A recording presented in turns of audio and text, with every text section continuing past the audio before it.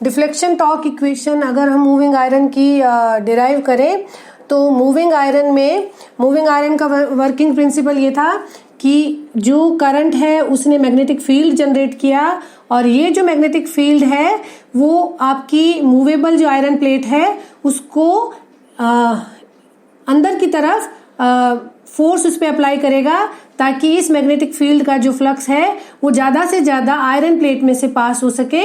और क्योंकि आयरन जो है वो आपके फ्लक्स के लिए लो लॉस पाथ का काम करता है, तो मैग्नेटिक फील्ड ने प्लेट पे फोर्स लगाया और ये जो प्लेट है वो डिफ्लेक्ट हुई, उस डिफ्लेक्शन को आपने स्केल पे पढ़ा। तो यहाँ पे जो फिनोमिना अकर हो रहा है उसमें ऐसा है कि आप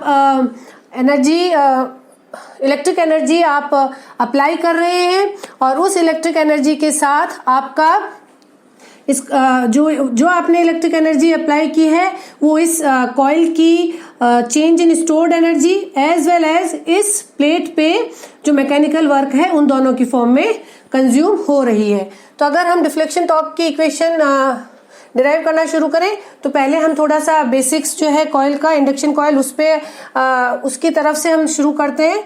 इंडक्शन कॉइल में जो फ्लक्स लिंकेज है phi will be defined as L I, ठीक है। और जो आपकी कॉइल रहेगी उसमें अगर आप ई स्टोर्ड एनर्जी स्टोर्ड की बात करते हैं कि कितनी एनर्जी स्टोर्ड रहती है, that is half L I square, ठीक। अगर इस फ्लक्स में कॉइल के फ्लक्स लिंकेज में टोटल फ्लक्स फ्लो में अगर चेंज हो रहा होता है तो d phi by d t जो है वो वोल्टेज प्रोड्यूस करता है, ठीक। तो आप अगर इसको V को डिफाइन करेंगे तो आप ऐसे लिखें, जो वोल्टेज प्रोड्यूस है वो आप लिख सकते हैं D by d T L I. एक बार L को आप कांस्टेंट ट्रीट कीजिए, एक बार I को कांस्टेंट ट्रीट कीजिए, ये हो जाएगा आपका L D I by d t plus I d L by d T. तो जो आपका मूविंग आयरन का इंस्ट्रूमेंट है उसमें फिनोमेना क्या हो रहा है, आप जनरली इसे ऑल्टरनेटिंग करंट के मेजरमेंट के लिए काम में ले रहे हैं। चेंज इन करंट फिनोमिना है, वहां पे change in inductance of the coil है, as well as mechanical work जो है वो इस कॉइल के मूवमेंट की वजह से, अगर इस पे टी डी टॉर्क लग रहा है और ये अपने डी थीटा एंगल से मूव कर रही है तो ये आपका मैकेनिकल वर्क इसको मूव करवाने में लग गया है। तो यहाँ पे ये आपकी जो कॉइल है उसके चेंज होने, उसमें इंडक्टेंस और करंट के चेंज होने की वजह से आपका उसके अक्रॉस जनरेट होने वाला वोल्टेज है। अगर आप इसमें सप्लाइड इलेक्ट्रिक एनर्जी को अगर आप डिस्कस करें तो सप्लाइड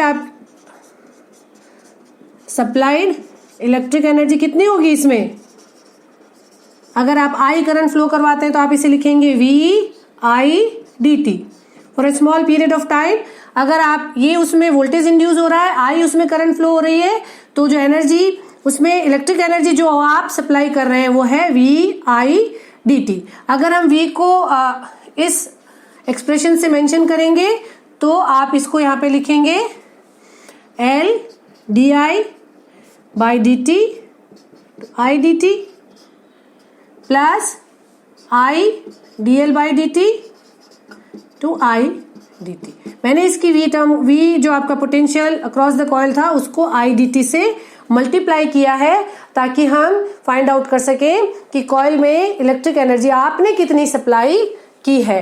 तो आपका ये फिनोमिना क्या हो जाएगा, आई L d I plus I square D L, ऐसा ना, डी टी से अगर डी टी को आप कैंसिल करते हैं तो ये है इलेक्ट्रिक एनर्जी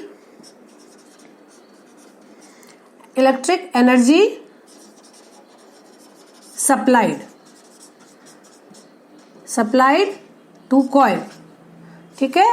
ये आपकी हो गई है इलेक्ट्रिक एनर्जी सप्लाइड। मेरे पास थोड़ा सा स्पेस का लिमिटेशन है तो मैं इसको साइड में रख के, साइड में लिख के और इस चीज को इसमें आगे का जो डेरिवेशन है कि अगर आप इस इलेक्ट्रिक एनर्जी को सप्लाई कर रहे हैं तो ये कॉइल में कैसे कंज्यूम होगी, मैकेनिकल वर्क में कैसे कंज्यूम होगी, उसको आप रीराइट कर लीजिए। मैं इस फिनोमिना को ई सप्लाइड से लिख देती हूँ। ई सप्लाइड इक्वल्स टू हमारा क्या आया था, I L dl plus ILDI, sorry let me correct, ILDI plus I square DL। ये मैं एक बार साइड में रख लेती हूं। और अब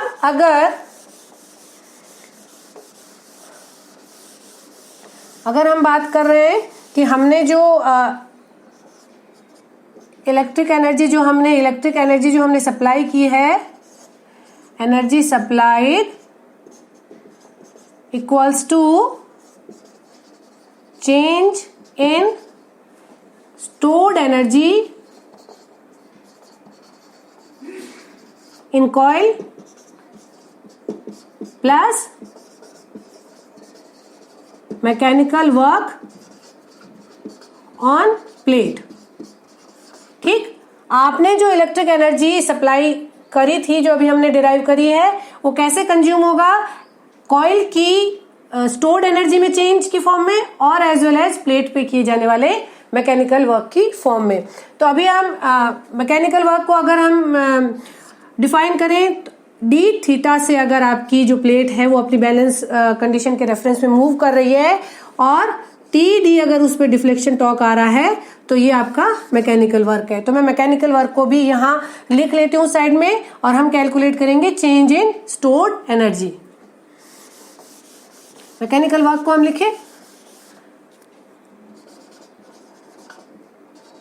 वर्क आपका आ जाएगा टी डी डी थीटा। ये हमने दो टर्म लिख लिए।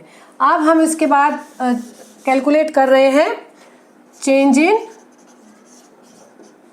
स्टोर्ड एनर्जी, जो कॉइल में स्टोर रहती है, स्टोर्ड एनर्जी। ठीक है, इलेक्ट्रिक एनर्जी। इनिशियली अगर आपकी मान लीजिए करंट जो कॉइल में थी वो आई थी, ठीक, तो आपकी आई थी और इसका जो इंडक्टेंस था वो एल था। तो आपकी जो एनर्जी स्टोर थी वो क्या थी? Half LI square. ठीक, इसे मैं डिफाइन कर देती हूं, equals to ES stored energy initial. ठीक है, इनिशियल एनर्जी से आप इसे स्टोर करेंगे। और अगर अब आपके जो करंट है वो I से चेंज होके I प्लस DL आ गया है, DI आ गया है, if your current changes by A small amount and it becomes I plus DI, generally alternating current में आपका जो करंट है वो चेंज हो रहा है, और उसी के कॉरेस्पॉन्डेंस में आपका जो L है वो अगर L प्लस DL हो जाता है, ठीक है, तो आपकी जो स्टोर्ड एनर्जी है उसे मैं लिख देती हूं E स्टोर्ड न्यू। ठीक है, वो कितनी हो जाएगी? यहाँ पे L हो गया L प्लस DL, I हो गया I प्लस DL, ये हो जाएगा आपका हाफ। L को मैंने लिखा L प्लस DL और I को मैंने लिखा I प्लस DI का स्क्वायर। ठीक है, यहां तक समझ में आया? मैं स्टोर्ड एनर्जी न्यू कंडीशन में कैलकुलेट कर रही हूं। तो इसको अगर इस एक्सप्रेशन को अगर हम फर्दर एक्सपेंड करें तो आपका ये हो जाएगा हाफ L प्लस DL और ये आपका हो जाएगा I square plus DI square plus 2I DI। ठीक है, ये आपका आ गया एक्सप्रेशन। इसको आप और फर्दर अगर इसमें DI स्क्वायर को आप इग्नोर कर सकते हैं, क्योंकि चेंज इन करंट खुद बहुत एक ही स्मॉल क्वांटिटी है, तो DI square is further smaller one, और आप इसे एक small quantity, comparatively small quantity समझ के आप इसे इग्नोर करें, और आप इसको अगर एक्सपेंड करेंगे तो ये क्या हो जाएगा? Half L I square plus I L DI, मैंने पहले इसको इन दोनों से मल्टीप्लाई किया है, plus half I square DL। अब ये जो आपका नंबर है ये मल्टीप्लाई हो रहा है, प्लस ये DL I DL DI। ठीक, और फिर DL DI एक आपका स्मॉलर न्यूमेरिकल क्वांटिटी बन जाएगी, तो आप इसको भी इग्नोर कर सकते हैं। तो आपकी जो E स्टोर्ड न्यू थी वो क्या आ गई है? वो ये हो गई है। ठीक है, आपका एक्सप्रेशन ये आ गया है। तो ये आपकी E स्टोर्ड न्यू है, और E स्टोर्ड इनिशियल क्या थी? Half LI square. तो change in stored energy will be E S new minus E S initial. ठीक है, ये आपने जो लिखा तो इसमें आपका ई एस न्यू है आपका half L I square plus I L d I plus half I square D L minus मैं इसे इरेज करती हूँ और इसको हम दोबारा से लिखते हैं माइनस हाफ इनिशियल थी आपकी हाफ एल आई स्क्वायर। तो आपकी जो चेंज इन स्टोर्ड एनर्जी है जो कॉइल ने अपने पास होल्ड कर ली है वो एनर्जी हो गई आपकी आई L d L plus half I square D L. ये एनर्जी कॉइल ने अपने पास स्टोर कर ली है प्लस कितना इसमें मैकेनिकल वर्क हुआ, mechanical work for movement of plate will be T d d theta.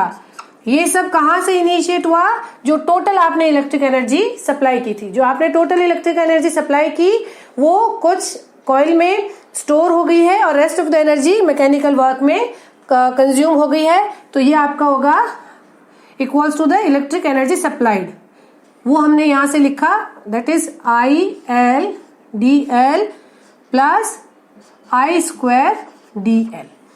तो अगर हम इसे करें तो ये आपका हो जाएगा half I square D L equals to torque d theta. जो हमारी फाइनल डिफ्लेक्शन टॉर्क की इक्वेशन डिराइव हुई है उसे मैं वापस लिखूं T d d theta equals to half I square D L.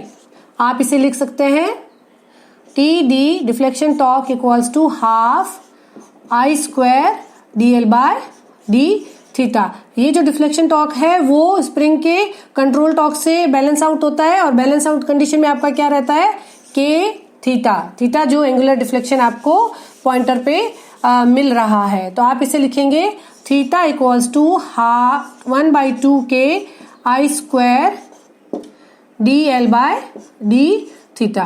तो आपने यहां देखा कि आपको जो डिफ्लेक्शन मिल रहा है वो करंट के स्क्वायर के प्रोपोर्शन में है। तो अगर आप ऑल्टरनेटिंग करंट भी अप्लाई करेंगे तो भी आपको डिफ्लेक्शन मिलेगा। आप जब स्केल फाइंड आउट करते हैं तो उस स्केल को आप इसके स्क्वायर रूट के फॉर्म में करेंगे तो आपको आई स्क्वायर का स्क्वायर रूट जो मिलेगा वो आपको आरएमएस वैल्यू दे देगा। तो हमें जो पॉइंटर या जो आपका मूविंग आयरन है वो आपके इनपुट करंट का आरएमएस पढ़ लेता है। ये डिफ्लेक्शन है। स्केल जब बनाया जाता है तो हम इसका स्क्वायर रूट के फॉर्म में उसको बना देंगे और इस तरह से आपको जो स्केल मिलता है वो नॉन लीनियर स्केल मिलता है। तो मूविंग आयरन जो है, मूविंग आयरन इंस्ट्रूमेंट में नॉन लीनियर स्केल है और मूविंग आयरन इंस्ट्रूमेंट जो है वो इनकमिंग करंट का आरएमएस वैल्यू आपको रीड करके देता है आई स्क्वायर का फर्दर अंडर रूट। तो आप फाइनली अपनी जो इनपुट करंट है उसका root of mean of square, तो आपने उसका आरएमएस वैल्यू जो है वो आपको स्केल पे मिल जाएगा। तो यहाँ पे अगर हम समराइज करें हमारे मूविंग आयरन इंस्ट्रूमेंट का एडवांटेज और डिसएडवांटेज इस डिफ्लेक्शन टॉर्क इक्वेशन के बाद हम उसके एडवांटेज और डिसएडवांटेज के फॉर्म में उसे समराइज करते हैं। एक तो फर्स्ट एडवांटेज ये है कि it can be use for AC as well as DC. ये दोनों ही करंट कंडीशन में मेजरमेंट करता है। This is very simple, it has very simple construction and robust instrument. ये इंस्ट्रूमेंट मेजॉरिटी में लेबोरेटरी इंडस्ट्रियल पर्पस के लिए या रफ यूज के लिए जब भी आपको एसी करंट मेजरिंग डिवाइस चाहिए होगी तो आप मूविंग आयरन इंस्ट्रूमेंट को ही प्रिफर करते हैं। और इसकी जो कॉस्ट है वो पीएमएमसी और इलेक्ट्रोडायनोमीटर दोनों के कंपैरिजन में कम है। It has a lowest cost. तो ये इसके फायदे हो गए हैं। एज वेल एज इसका जो टॉर्क बाय वेट रेशियो है वो भी सफिशिएंटली हाई है। आपको जो एक्यूरेसी है वो भी सफिशिएंटली हाई मिल जाती है। और यहाँ पे इसके जो डिसएडवांटेज है उन्हें हम समराइज कर सकते हैं कि इसका नॉन यूनिफॉर्म स्केल है एज वेल एज इसमें आपका मूविंग पार्ट एक आपका आयरन प्लेट है तो उसमें हिस्टेरेसिस लॉसेस का फिनोमिना भी रहता है दूसरा जो इसमें मैग्नेटिक फील्ड जनरेट किया गया है वो करंट के थ्रू, इनकमिंग करंट के थ्रू किया गया है, तो ये परमानेंट मैग्नेट के कंपैरिजन में कम रहता है। और इसकी रीडिंग में स्ट्रे मैग्नेटिक फील्ड होता है कि जहां पे आपका सेटअप है उसके आसपास अगर मैग्नेटिक मटेरियल या मैग्नेटिक सर्किट है तो उसकी इन्फ्लुएंस भी इसकी रीडिंग में आ जाती है। तो इसमें स्ट्रे मैग्नेटिक फील्ड की वजह से एरर आने की पॉसिबिलिटी है और इसमें हिस्टेरेसिस लॉसेस भी एग्जिस्ट करते हैं।